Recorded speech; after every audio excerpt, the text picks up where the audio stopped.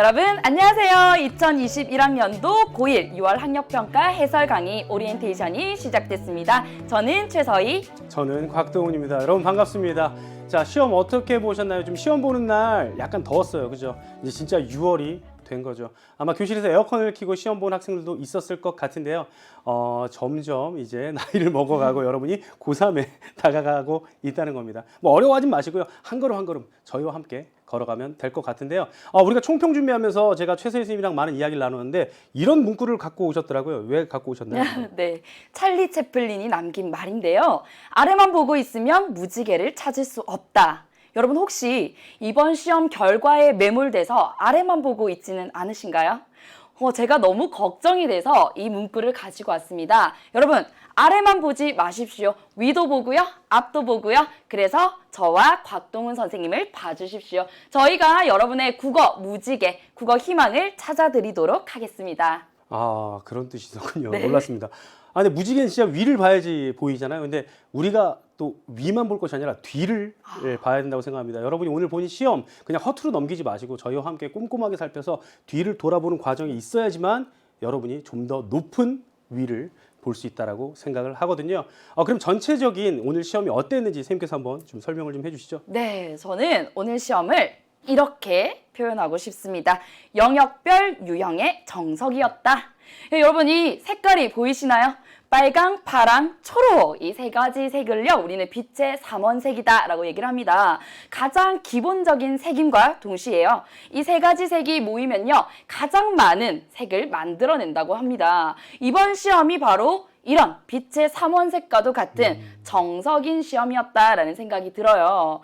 네, 영역별로요. 정말 나올 만한 문제만 나왔습니다. 그래서 이 문제를 제대로 차근차근 공부해 놓는다면 좀 더 어려운 난이도의 문제가 나온다 하더라도 거뜬하게 우리가 해결해낼 수 있을 것 같다. 그래서 그런 의미에서 정말 중요한 그런 시험이었다라는 생각이 들었습니다. 선생님 어떠셨어요? 그렇군요. 근데 저도 약간 비슷한 이야기가 될 것 같은데요. 저는 그래서 바람직한 학습 도구가 아닌가라고 생각을 해봤습니다. 이번 난도도 좀 적절했어요. 그래서 여러분들이 나의 수준이 어느 정도 되는지 확인할 수 있었고 아까 최서희 선생님께서 말씀해 주신 대로 아주 전형적인 문제들, 전형적인 지문 구성 그것을 보이기 때문에 여러분이 내가 어느 수준에 있는가 파악해 볼 수 있는 가장 바람직한 학습 도구였다라고 생각을 합니다. 네. 그럼 이제 좀 더 구체적으로 최서희 선생님이 이제 1, 2부 해설을 해주실 거거든요.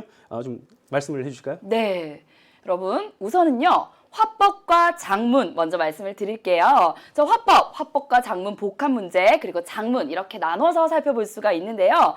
정말 전형적인 문제들 나왔어요. 화법에서는요. 말하기 방식, 자료 적용하는 문제, 그리고 듣기 유형을 물어보는 문제 나왔습니다. 이 중에서도요, 말하기 방식은 정말 기본 중에 기본이 되는 그런 문제인데 제가 어떻게 접근하는지 전략적으로 접근하는 방법 알려드릴 거고요. 화법과 작문 복합 문제도 마찬가지인데요. 조건에 맞는 글쓰기가 나왔어요. 자, 이 조건에 맞는 글쓰기 정말 시간을 효율적으로 활용하면서 쉽게 답을 찾아내는 방법이 있습니다. 전략적으로 접근하는 방법 역시나 알려드리도록 할게요.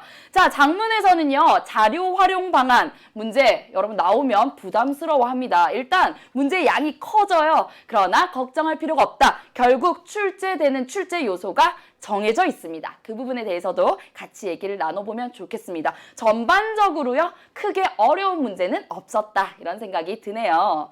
자, 그 다음으로요. 여러분 많이 어려웠을 것 같아요. 언어, 문법이라고도 하는데요. 크게 의문 변동, 문장, 품사, 단어의 의미에서 나왔습니다. 특히나 이 노란색으로 표시된 부분은요. 정말 중요한 내용인과 동시에 내용의 깊이도 남달랐다라는 생각이 들었고요. 문장의 경우는 두 문제가 같이 묶여서 나오는 세트 문제였죠. 그런데 이 문장을 물어보는 문제는요. 정말 전체적인 안목을 거시적으로 가지고 있는지를 물어본과 동시에 우리가 아까 곽동훈 선생님께서 말씀하신 것처럼요. 학습 도구로도 활용할 수 있을 정도의 수준의 글이었습니다. 그래서 이 부분은요. 좀 꼼꼼하게 살펴보도록 할게요. 아마 이 부분이 좀 어려웠을 것 같아요. 그래요. 네. 제가 맡은 부분 들어가기 전에 여러분 이제 1학년이니까 이제 수능이 바뀌어서 화법과 작문이나 이제 문법 이쪽에서 언어와 매체 어디를 선택해야 될지 고민을 하시는데 이런 과정을 거쳐가면서 여러분이 무엇을 선택해야 될까 그런 고민하는 시간까지 괜찮겠죠, 선생님? 네, 그럼요. 그런 도구로 중요합니다. 괜찮을 것 같습니다. 자, 그럼 저와 함께 이제 독서와 문학을 볼 텐데 우선 독서를 보면 여기다 딱 써놨습니다. 전형적이다라고 써놨습니다.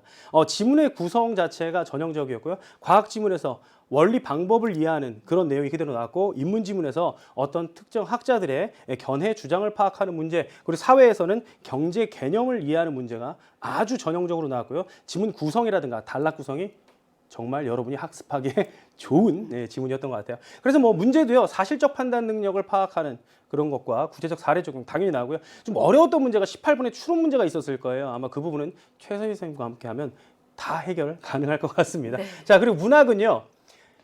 모든 문학은 여러분 있잖아요. 형식상 특징과 내용적 요소로 이루어져 있어요.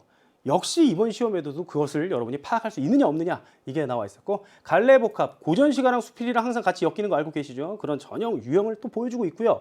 현대소설에서 서술상 특징, 인물의 심리, 또 사회를 반영하는 게 아무래도 서사문학에 자주 나오죠. 그런 유형을 보이고 있고 고전소설, 선생님 행운에 이렇게 써놨죠. 여러분 알고 계시죠? 흥부전 나왔어요. 아마 보고 나서 라고 했을 거예요. 그죠? 아마 그런 기분 좋은 시험이 됐을 약간의 부분이 있었고 마지막에서도 사실 잘 알고 있는 뭐 성탄제라든가 그런 작품이 나와서 표현상 특징, 시어의 의미 이런 걸 파악했으면 충분히 여러분이 어렵지 않게 해결했을 것 같습니다. 뭐 자꾸 선생님이 충분히 어렵지 않게 해결했을 것 같다라고 이야기하는데 뭐 그렇게 되면 저희가 해설할 이유가 없죠. 그죠? 나름대로 어려운 부분도 있었고 여러분이 또 해결해 가야 될 부분도 있기 때문에 저희와 함께 또 하도록 하겠습니다. 여러분, 저는요 항상 여러분에게 말씀드립니다. 지금 이 상황이 중요한 게 아니라 조금 더 오늘보다 더욱더 밝게 빛날 내일이 여러분에게 중요합니다.